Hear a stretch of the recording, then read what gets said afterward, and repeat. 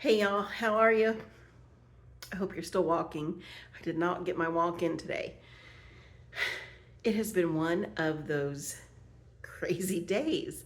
Um, my car wouldn't start yesterday, and then I had to debate. See, this is one of those times as a widow uh, that's so very different as a widow than it would have been when you were married.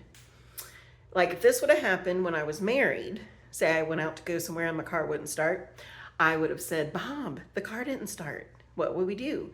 And then we would talk about it together. We'd pray about it. We'd figure out the plan of action. When there's no spouse to do that with, well, it's you and God. And you know what? As a widow, 100% I've always found that to be more than enough. It does make it challenging, and because it's always different. It's always a different situation. But so long story short, thankfully, in my walking time during my time down here in South Carolina, I've met so many people just by walking in our neighborhood. And so my neighbor across the street, thankfully, was able to take my daughter to work yesterday. And then another neighbor that I met walking, she was able to pick her up from work. This morning, I had AAA come, and they jumped the car, and then I drove it to AutoZone, and I was really hoping it was the battery. However, the battery tested 100%. Everything on their diagnostic tested fine. So, I actually had this happen one time last year, it was 11 months ago. And I'll spare you all the details, but such a wild thing. So anyway, dealt with that. What else did I do? I don't know. Felt like I did like 4 or 5 things, and it was only like 9:30 this morning. But nonetheless, I had to get that taken care of first and foremost because I need a car. Okay, so I do want to say though, I was so grateful for friends and people that I could count on to help me, and that's a blessing. You guys, we are not meant to live this life isolated. We're not meant to live this life independent and alone.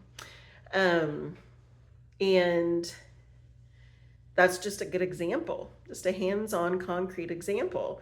I absolutely needed that help yesterday. And would I do that for them? 100%. We just need each other, right? So, I forget if it was last talk or the time before, but I read from Titus 2, and I'm going to read from that again one more time.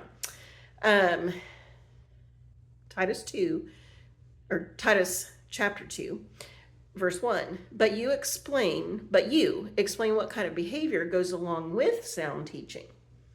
Tell the older men to be serious, sensible, self-controlled, and sound in their trust, love, and perseverance. Likewise, tell the older women to behave the way people leading a holy life should. They shouldn't be slanderers or slaves to excessive drinking.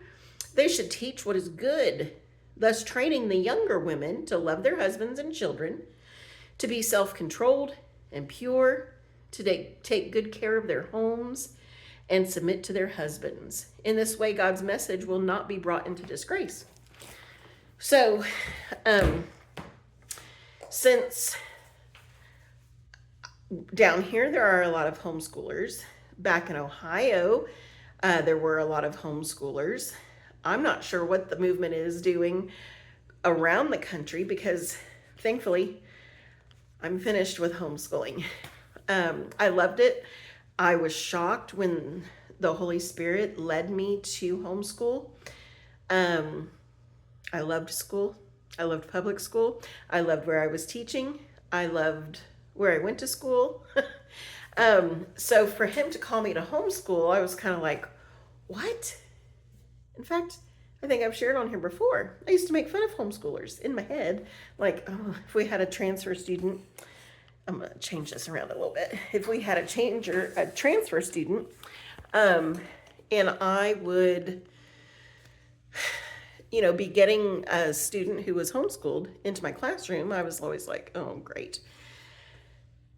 God's got such a sense of humor. So anyway, yes, he did lead us to homeschool. Do I think that every family should homeschool? No, I don't. No, I don't. Some families, they just can't do it. I mean, it was a sacrifice for us to do that. That was a sacrifice, but that's okay because I was being obedient to the Lord. What we felt like the Holy Spirit was leading our family to do. That being said, there are a lot of veteran homeschooling moms now, because this is a generation who have been homeschooled. Now, my kids say that they plan to homeschool their kids. So that's a testament to how it went in our home. Were there holes? Yes, there were some holes. And so, and you know what? I know there are holes in whether you go to private school or public school as well. And you have to fill those in just as you go in life. But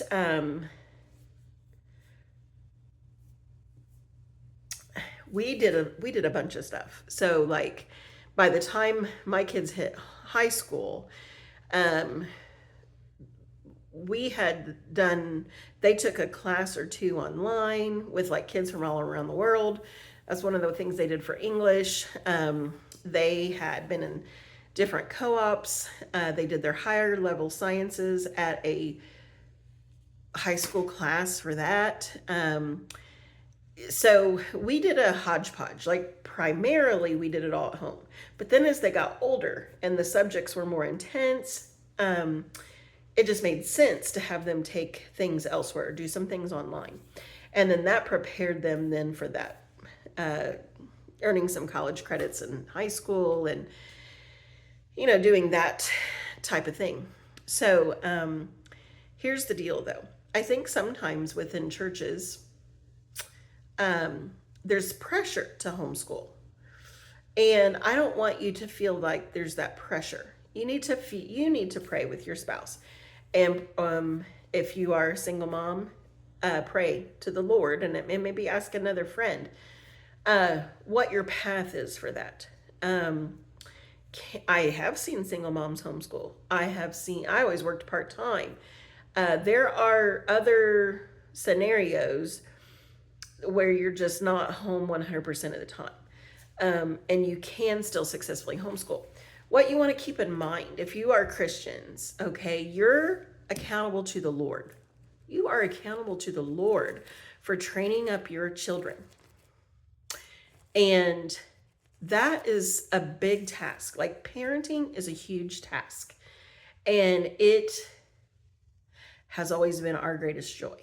And never did I dream I would be a single mom in that. Our kids were 14 and 17. I just never dreamed I would, in like the latter years, be a single mom. And there's a lot of things you can do to help a single mom. There's a lot of things you can do to help a widow. I'm going to tie this full circle. Stick with me. One of them goes back to what I started today with, AAA. Gift them AAA. Gift it. They do not have a spouse to call on to help with this. And a gift of the gold level, AAA, is really a good gift. I've used it 3 times since I've been in South Carolina. Had a flat tire once. Like I said today, had to jump my, for the battery. Last year I had a towing that I needed, not with this car, but another vehicle. And it has really been very helpful. So that being said, shout out for gifts for a single mom. And that is a very important thing. And then I'm just going to touch on the homeschooling bit today. If this doesn't apply to you, that's okay. So young moms, do not be afraid to ask for advice and help. Don't feel prideful, like I can't ask them. They won't understand. That's wrong thinking. And I want you, if you are a younger mom and you are considering homeschooling, or you've been homeschooling and things are not going well, ask a veteran mom. There's no better help that you're going to get than people who have successfully homeschooled. So what does that look like? Well, are there grown adults, productive members of society, and living a good godly life? Are they walking with the Lord? Are they what are they like? What's the fruit of that home? So anyway, and there's no shame in that. There's no shame, and you could do everything right, and kids could still make poor choices. So it's not a shot against anybody. What I'm saying is, veteran moms will be happy to answer questions that you may have. They'll be happy to mentor you in the area. Maybe it's like things are going okay. You've got your curriculum, but organization's not your best. Pick a veteran homeschooling mom who really was good at organization and let her help you. Let her pour into you. Or, you want to incorporate, tea and poetry. Or how did you get through these boring early history lessons? What did you do? There's just all kinds of things. So I want to encourage veteran homeschooling moms, be willing to give answers, be willing to admit your shortcomings, what you feel like really were strengths in your home school and within your family. And for young moms, don't hesitate, don't be prideful, and reach out for help. So with that Titus 2, it's like the older generation pouring into the younger one. So that's my gift for you today. Keep walking. Also a plug for widows with HSLDA, Homeschool Legal Defense Association. They have scholarship you can apply for if your widowhood journey catches you financially off guard. They have scholarships that you can get to have your membership for a year or something covered. Which also, that might be another gift that you could give a new widowed mom who is also a homeschooling mom. Gift her HSLDA membership. That's a good organization. It is for the good of the cause of the movement. So it's always good to pour into entities bigger than ourselves. Okay, even if you never use their services. I don't remember what it is, $100 a year, $120, it might have gone up, I don't remember. But I encourage you to be a part of that. So we'll stop there. There are other ways. I want to talk some next time, a little bit further on this, not the homeschooling piece. That's my piece today. If you have questions, ask them. I have a lot of experience in that. Both as having been a public educator and homeschooled my kids. I taught in a private school. I've taught in about every grade you can imagine, tutored. There's not a subject that I've not covered. And I'd be happy to answer some questions if you have them. So hit like, subscribe, share this with other homeschooling moms. Don't be afraid to reach out. Many, many, many who have been through their kids' entire homeschool career would be happy to share with you their joys and their sorrows, what helped work with them, what could help with you. So that's my gift for you today. Keep walking.